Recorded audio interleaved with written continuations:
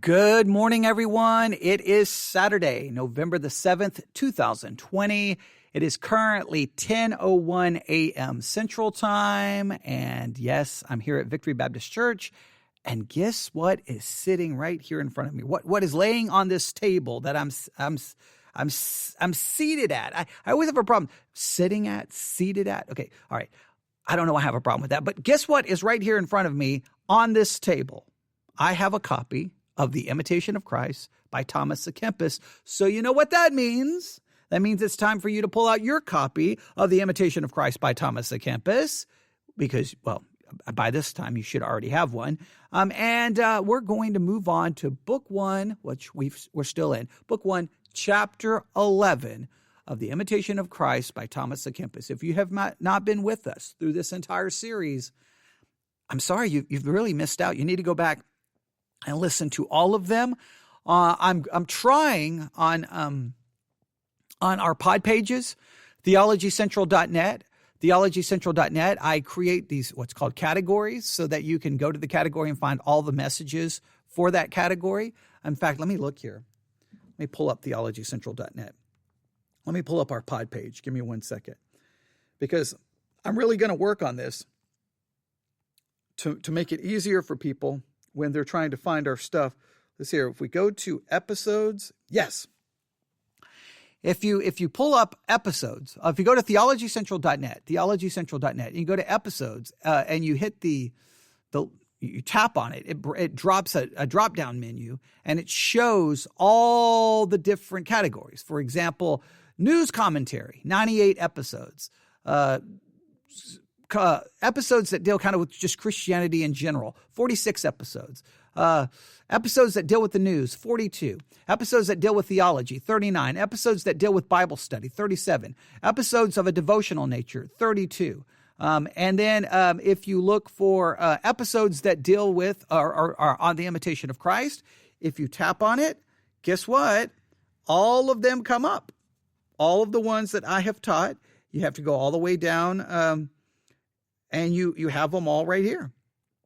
Now I need to make sure they're all there because there's only like a few of them here right here. So I know there's more. I just got to go back, find the episode and then I got to tap on the right information to put it in this category. But I'm going to try to put them all in that category so it'll be easy for you to find. It'll be easy for you to find all of them. And I'm going to do the same thing for the VBC pod page.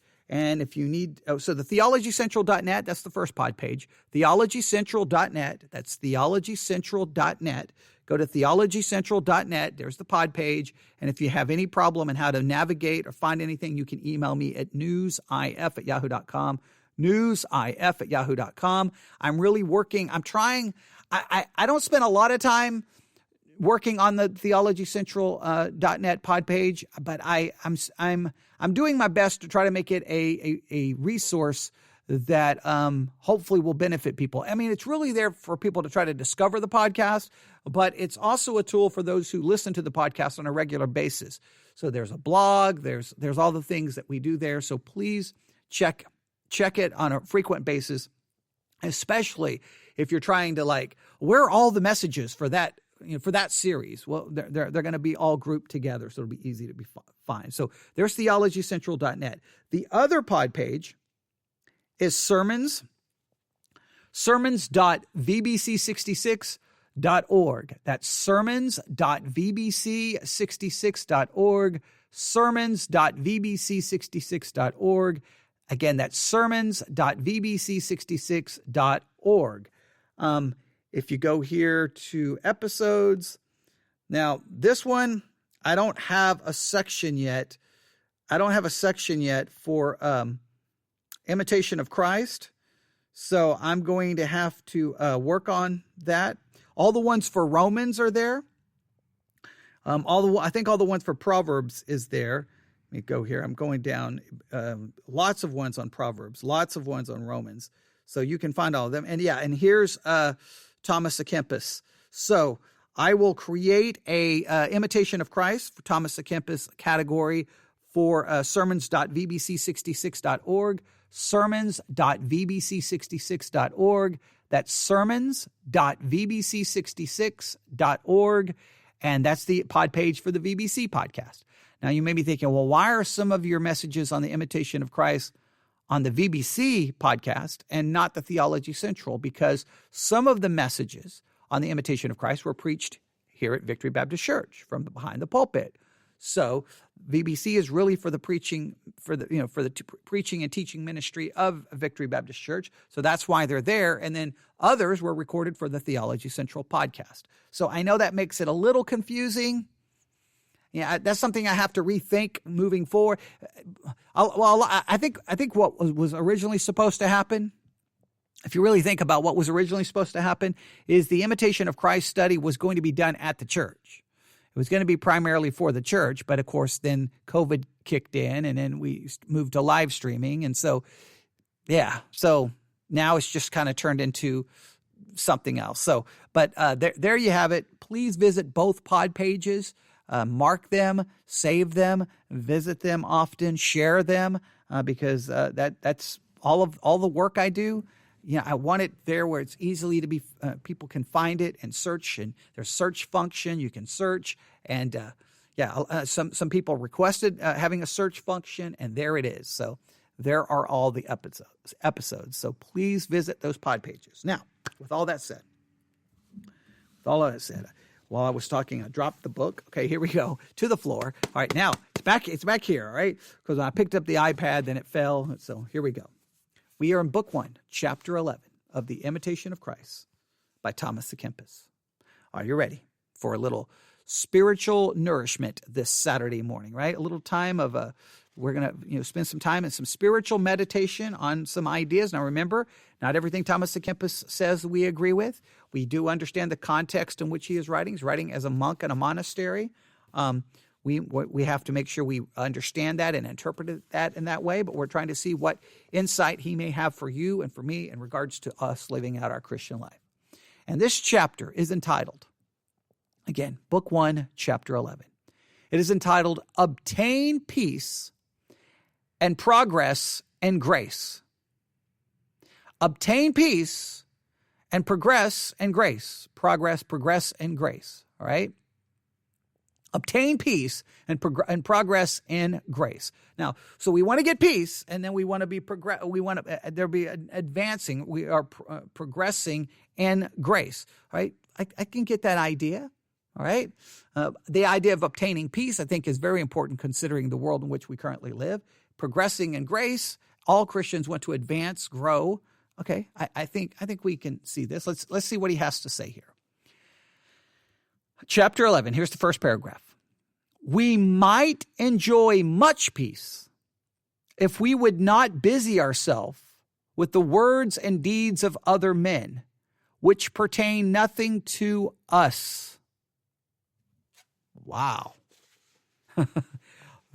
Okay, he's going to start right with punching us in the face. All right, that's a big statement. Let's read that again. We might enjoy much peace. So if you really want peace in your life, if you want a sense of peace and calm in your life, you could do this. You might enjoy much of this if you would not busy yourself, if I would not busy myself with the words and deeds of other men, which pertain nothing to us. Sometimes we're so preoccupied about what other people are doing, what other people are saying. We are so preoccupied with the lives of other people that it actually hurts our own peace. Now, you should probably put this quote on your phone and set a daily reminder that every day this pops up. Like you should set a daily reminder on your phone because you spend a lot of time on that phone busying yourself with the words and deeds of other people. Right? Social media is all about busying yourself about the words and deeds of other people, looking at what people say, then you react to it, you respond to it, you're looking at what they're doing in their life, and we're so busy and involved in what other people are doing and what other people are saying, and then we want to talk about what other people are doing and other people are saying. I mean, think about how much time you spend in a day talking about other people, what other people are doing and what other people are saying. Instead of communicating about great ideas and talking about doctrine, theology, the scriptures, we spend a lot of our time talking about other, so-and-so at work did this and so-and-so did this. And did you hear what we talk about people. Will we busy ourselves with other people and what they say and what they do? And it really has nothing to do with us. All we do is hurt ourselves. We disrupt any hope for peace within us. That's a profound thought.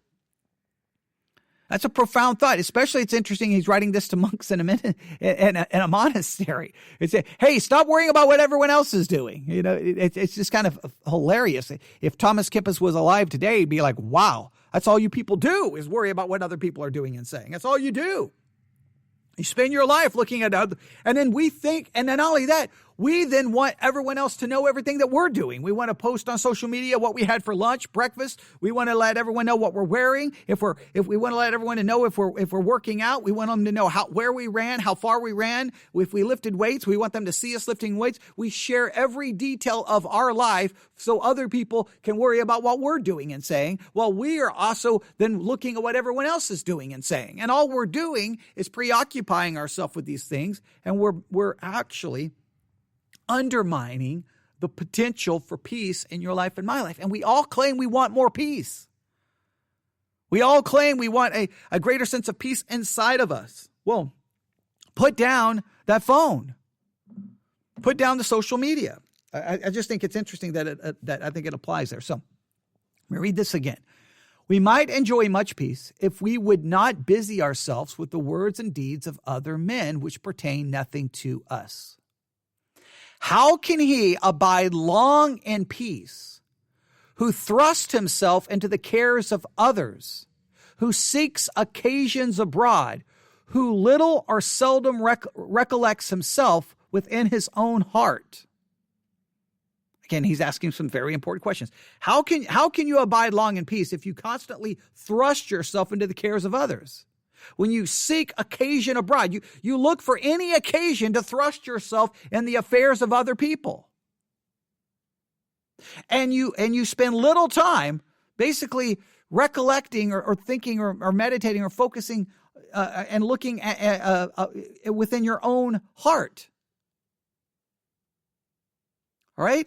You seldom recollect himself within his own heart, within yourself. In other words, you spend so much time preoccupied with everyone else, you're not spending any time really focusing in on yourself, looking at what you need to do spiritually, how you need to improve spiritually, spiritual weaknesses, because you're preoccupied in everyone else's business. Everyone else.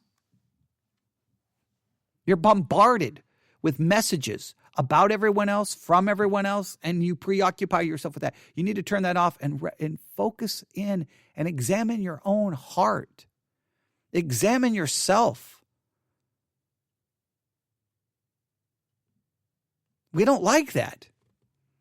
I don't think we like the silence so that we are left with thoughts about where we are spiritually. I don't think we like that. We turn up the volume of all the noise around us so that we don't have to look inside ourselves, see our own failures. And then he has this. And in my old copy, I underline one word like about 18 times, okay, with a pencil. This is the phrase. I love this phrase. Blessed are the single-hearted, for they shall enjoy much peace. The path to peace is being single-hearted. In other words, you single-hearted. Your heart is singly focused and dedicated on one thing, and that would be God, His Word. That will bring you peace. But if your heart is not single, right? It's going here. You're focused on this. You focus on this. Your passion is to this. Your desire is for this. Your love is for this. Your interest is. It's just all over the place. Then you're just left with turbulence. You're just tossed to and fro. According to Thomas à Kempis, blessed are the single-hearted, for they shall enjoy much peace. Next paragraph. Why are some of the saints so perfect and contemplative? Because they studied to mortify themselves wholly to all earthly desires, and therefore they could from their very heart's core fix themselves upon God and be free to retire within themselves. All right, let me read that again. Why are some of the saints so perfect and contemplative? Why do some saints, some Christians, seem to be so just at peace? They're contemplative. They meditate on the things of God. They just seem, there's just something about them. Why? And this is the reason why. Because they studied. They learned how to mortify themselves. They learn how to basically crucify themselves, mortify themselves, kill, in a sense, themselves, not in an actual physical suicide. I'm not talking about that, but in a spiritual way, killing the flesh, mortifying the flesh. And listen, they did so. They mortified themselves wholly to all earthly desires. They killed off all earthly desires. And by doing this, they could then, from their very heart's core, so they were able to mortify this. They were able to kill this off. And they were able to do this in such a way that they could then, from their very heart's core, fix themselves upon God and be free to retire within themselves. They were able to kill off all of these other desires and all of this other distractions and all this other preoccupation. They were able to do so to such a point that they could fix on God. And because they were so fixed on God and within eternally inside of themselves, they could retire within themselves. In other words, all the noise around them became irrelevant because their heart wasn't given to it. So therefore, they could retire and find peace and calm within themselves. Because within themselves, they were fixed on God. And their heart was not given to all the things around them. They're not worried thrusting themselves in this and this and this and this and this and this and this. Do you want to experience that kind of peace? I know I do. Let's go to the next paragraph.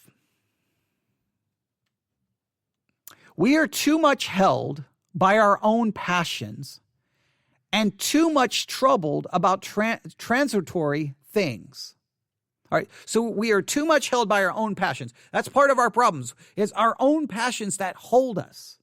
And we are too much troubled about transitory things that are not going to last, things that are not eternal. Transitory, because transitory, they're always changing. They're always moving. Everything in this world is transitory. It's always changing. It's fluctuating. It's moving. You don't know there's nothing solid. There's nothing to hold to. We seldom overcome even one vice perfectly and are not set on fire to grow better every day. And therefore we remain cold and lukewarm. If we were dead unto our own selves and not entangled within our own selves, then we should be able to relish things divine and to know something of heavenly contemplation. If we could really find our way, to stop focused on all these other things, so we could really die to ourselves, we could really know what heavenly contemplation was. We could really know a different way of life, a different existence. I think there's a lot of depression and unhappiness and frustration in the hearts of a lot of Christians because we're giving ourselves to so many other things. We got to find a way to get back to just God. It's hard. Right? Let's continue. The greatest and indeed the whole impediment is that we are not disentangled from our passions and lust, neither do we endeavor to enter into the perfect path of the saints. When any small adversity meets us, we are too quickly to cast down and turn to human consolation. All right. So he says the greatest, indeed, the whole thing that's impeding us, the whole thing that's causing our problem is that we are not disentangled from our passions.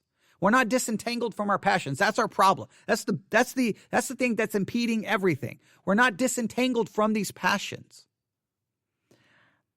and our lusts. So we're not disentangled from our passions and our lusts. Neither do we endeavor to enter into the perfect path of the saints. We don't really struggle and fight to get where we need to be spiritually. We're just so entangled with all of our passions and lusts, we don't really pursue the way that would lead us to some kind of peace. And so this is what happens. When any small adversity meets us, as soon as some kind of adversity, trouble, or difficulty happens to us, we are too quickly cast down. We get despondent, we get frustrated, we get depressed, and again, guess immediately what we turn to? We turn to human consolation. We turn to people to console us. We turn to people to comfort us. We turn to people to grant us some kind of peace or some kind of happiness or some kind of satisfaction. We always are looking to people. We're always looking that I need people. I need people to make me feel better. I need people to give me a sense of peace. I need people to give me a sense of joy. We always look to people, to the flesh, because we're not completely fixed on God. I think many people, and I'm getting ready to say something, this is going to be very, very, very, very controversial, but I'm going to say this. I think many people, they come to church and what they need more, or what they think they need more, is they need people. They need relationship. People always talk about, community. It's such a buzzword. They need people. They need people. They need people. And so I think many people come to church to satisfy their need for companionship, friendship, people, more than they come to church to hear God, to hear from God through the word being preached. They come to church. I think many people come to the church more for people and relationships than they do for for the Lord's Supper, prayer, worship, and preaching. I think sometimes we use the church to fix our need for quote unquote community more than we come to church to fix what the real need is spiritually. We need to be focused on God. Because people, that's transitory. They're going to change. You're going to have ups and downs. And typically you're going to get so involved in someone else's life, it just doesn't bring any peace to you.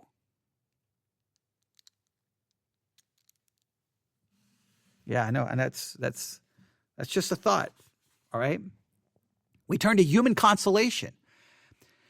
All right, a couple more paragraphs. If we would endeavor like brave men to stand in the battle, surely we should behold above us the help of God from heaven. For he himself who gives us occasions to fight to the end, we may get the victory, is ready to help us, to those who strive and trust in his grace. He's there to help, to provide. We in other words, when we're in the battle and we stand and fight, we should look to God. We should look to God for comfort. We should look to God for peace. We should look to God, not for human consolation, but spiritual and godly consolation that comes from God. All right. I read that one quick, but we'll continue. If we esteem our progress and religious life to consist only in some outward observances, our devotion will quickly have an end. But let us lay to the axe to the root, that being freed from passions, we may possess our souls in peace. And this is a very important paragraph. So if you esteem your progress in the religious life to consist only in some outward observances, if you just see everything as just an outward observance of the things you do, and that's all you seem to get from your religious life, then what you need to do, and if you do that, it's quickly going to end. In other words, you while you're involved in that outward observance, you may get some sense of peace or something spiritual, but it's going to quickly end because you're just focused on the external observance. So what Thomas à Kempis says, we need to lay an axe to the root. We got to cut that down. And we need to be freed from passions so that we may possess our souls in peace. We need to be looking at something deeper, something more meaningful than just the external outward observance. If every year we would root out one vice, we should soon become perfect men. But now, oftentimes, we perceive it goes contrary, and that we were better and purer at the beginning of our entrance into the religious life than after many years of our profession. Now, he said what we need to do is try to focus on one vice, one problem, one passion that we have and try to root it out. Now, this kind of gets into, we can get to a whole theological discussion here. It seems to almost argue that we can kind of reach some level of spiritual purity and perfection, which we know we never can truly reach. But that doesn't mean we shouldn't be battling against these things that disrupt our peace, that stops our progress, progressing in grace. Our fervor and profiting should increase daily, but now it is accounted a great matter if a man can retain but some part of his first zeal. All right, so he says our fervor, our fire for God should increase every single day. It should, but it is accounted a great matter now if a man can retain just a part of his first zeal. If you have just a little remaining bit of that initial fire you had at the beginning of your Christianity, that's considered a success, but that shouldn't be considered a success.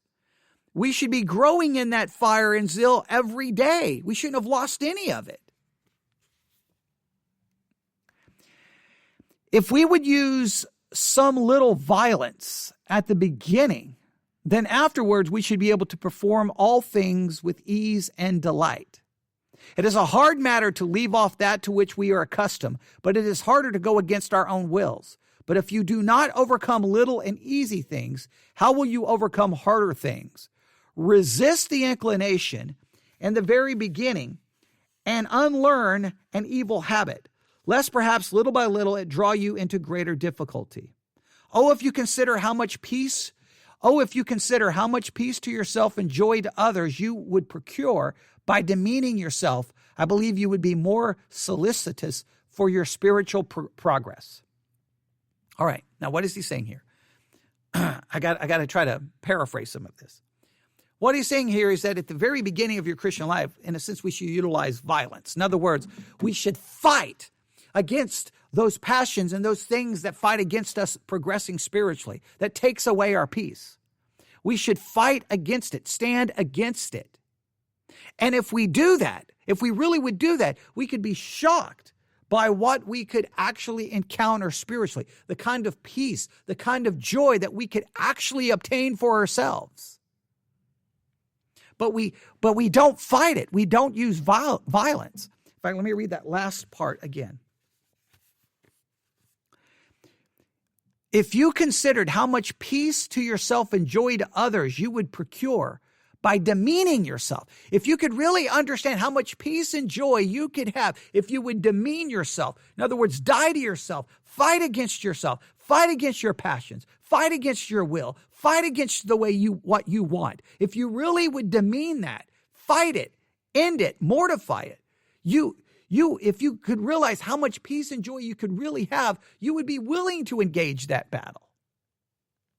I believe if you really understood how much peace and joy you could experience, you would be more solicitous. You would be more willing to, you would be more concerned with your spiritual progress. Let me state it this way. You would be more concerned about your spiritual progress. You would be more dedicated to it, more passionate about it, more committed to it, more willing to fight for your spiritual progress if you truly could see and understand the peace and joy that you could truly experience. I think for many of us, I don't remember, is it from a novel? Is it from a famous poem? That many live lives of quite desperation, right? I mean, in fact, what is that quote from? Let me see here, because now it's going to bother me. Let me look for it really quick. All right, give me 1 second here. Give me 1 second. Many live lives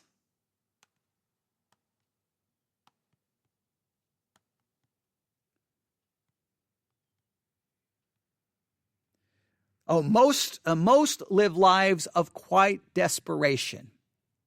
All right. Henry David Thoreau is often credited with variations of the idea of most men live lives of quiet desperation and die with their song still inside them. This is not what he wrote. He merely said the mass of men lead lives of quiet desperation. All right. So that the mass of men lead lives of quiet desperation. All right. So now I believe there's a sense of truth to that. I think we as Christians, we can claim peace and joy, but I think many really live lives of quiet desperation. They're not truly happy. They're not truly content. They're just something not right. And I think they look for everything to fill it. I think many come to church thinking they're going to fill it, but they look for people and human relations to fix it. We look for love. We look for romance. We look for marriage. We look for kids. We look for retirement. We look for a job. We look for success. We look for so many things, because our hearts are given to all of these things. And if we would realize that true peace and joy is found in mortifying ourselves, fighting against ourselves, demeaning ourselves, destroying ourselves, dying to self, then we can truly experience a spiritual peace and joy that we've never experienced it. And I think if we truly understood that, if we truly believed that, we would be so committed to spiritual progress. We would be so committed to spiritual advancement in our life that that's what we would focus on. That's what we would be dedicated to. I think some Christians are more committed to physical fitness than spiritual fitness. More Christians are more committed to their family and to people than they are to God.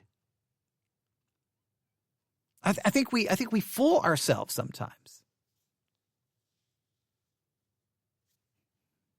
I think we fool ourselves sometimes. All right. I'm going to stop right there. This was chapter 11. Obtain peace and progress in grace, or progress in grace. All right. It's just, I don't, in fact, let me look at something really quick. Give me 1 second. I'm going to look something up because I think I've stated it I think I've stated the title, or I think I may have said it the wrong way.